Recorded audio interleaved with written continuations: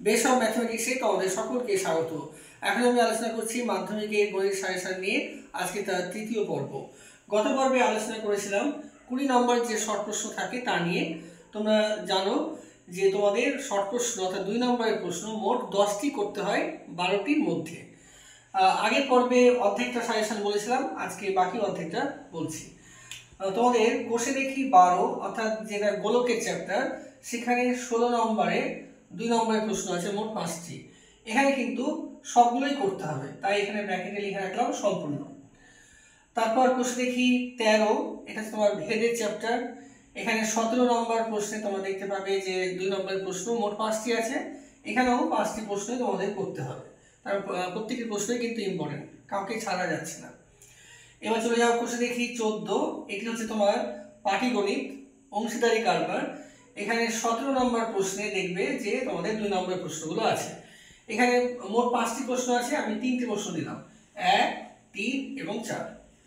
এরপর চলে যাও 15.1, এটা জ্যামিতি স্পর্শক সংক্রান্ত উপপাদ্য যে জ্যামিতিগুলো হয়, এখানে একটি প্রশ্ন দিলাম 1 নম্বরটা। এরপর 15.2 তোমার 1, 2 আর 12 নম্বরও কিছু 5টি শর্ট প্রশ্ন আছে, তার মধ্যে 1 একটা আর 5 একটা করবে। চলে আসো 16 প্রশ্নমালা। 16 প্রশ্নমালা এটা হচ্ছে তোমার শঙ্কু। এখানে 14 নম্বর প্রশ্নে তোমার 5টি প্রশ্ন আছে, এখানে কিন্তু 5টি প্রশ্নই করতে হবে, তাই লিখে রাখলাম সম্পূর্ণ। অর্থাৎ 14তে যে 5টি প্রশ্ন আছে সেই 5টি প্রশ্নই তোমাদের করা উচিত।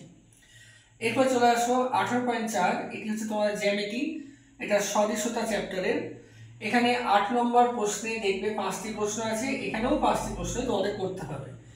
তারপর 19 প্রশ্নমালা, এটা হচ্ছে বিবিধ প্রশ্নমালা অর্থাৎ পরিমিতির বিবিধ প্রশ্নমালা যেটা, সেখানে 18 নম্বর প্রশ্নে দেখবে যে 5টি প্রশ্ন আছে, এখানেও সবগুলোই করতে হবে। 20 প্রশ্নমালা হচ্ছে ত্রিকোণমিতি। ত্রিকোণমিতি এখানে তোমার ষষ্ঠী পদ্ধতি যে অঙ্কগুলো হয় বা বৃত্ত পদ্ধতি, সেই সম্বন্ধে অঙ্ক হচ্ছে তোমার 20 প্রশ্নমালাতে। এখানে 15 নম্বর প্রশ্নে তোমার 5টি শর্ট প্রশ্ন আছে, শুধুমাত্র আমি 4 নম্বর প্রশ্নটাই দিলাম। তারপর চলে আসো 22 প্রশ্নমালা, এটি হচ্ছে পিথাগোরাসের উপপাদ্য অর্থাৎ জ্যামিতি। এখানে 16 নম্বর প্রশ্নে মোট 5টি প্রশ্ন আছে, কিন্তু সাজেশনে দিলাম 1 একটা করবে আর 3 একটা করবে। 23.3 এটা ত্রিকোণমিতি। এখানে 10-এর 1 একটা, 3 একটা এবং 5 একটা করবে। 24 প্রশ্নমালা ত্রিকোণমিতি, এটা পুরোক্ষণ সম্বন্ধীয়। এখানে 13 দাগে 1 একটা, 2 একটা, 4 একটা এবং 5 একটা করবে, এখানে 3 একটা করার দরকার নেই। 25 প্রশ্নমালা হাইট অ্যান্ড ডিস্টেন্স। এখানে 25 নম্বর প্রশ্নে 5টি প্রশ্ন আছে, শুধুমাত্র শেষ প্রশ্নটি তোমরা ভালোভাবে করবে। তারপর 26.4 এটা রাশিবিজ্ঞান।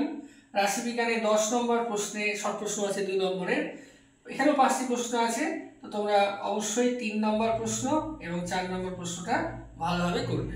তাহলে আজকে এখানে আমরা শর্ট প্রশ্ন নিয়ে আলোচনা করলাম, অর্থাৎ শর্ট প্রশ্ন তোমাদের থাকে মোট 36। তো আগে তোমাদের এমসিকিউ, তারপরে শূন্যস্থান সত্য মিথ্যা দিয়ে 16 নম্বর থাকে, আর 2 নম্বরের প্রশ্ন 20। তাহলে মোট হচ্ছে 36 নম্বর সাজেশন আজকে কমপ্লিট করলাম।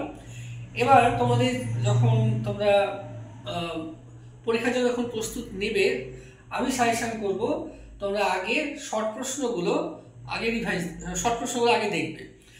তার কারণ শর্ট প্রশ্ন দেখতে গেলে তোমার টাইমও কম লাগবে, আবার শর্ট প্রশ্ন করার জন্য তোমার প্রত্যেকটা বইয়ের চ্যাপ্টার সবই করা হয়ে যাবে, সূত্রগুলোও করা হয়ে যাবে, তখন তোমাদের বড় প্রশ্নগুলো দেখতে সুবিধা হবে।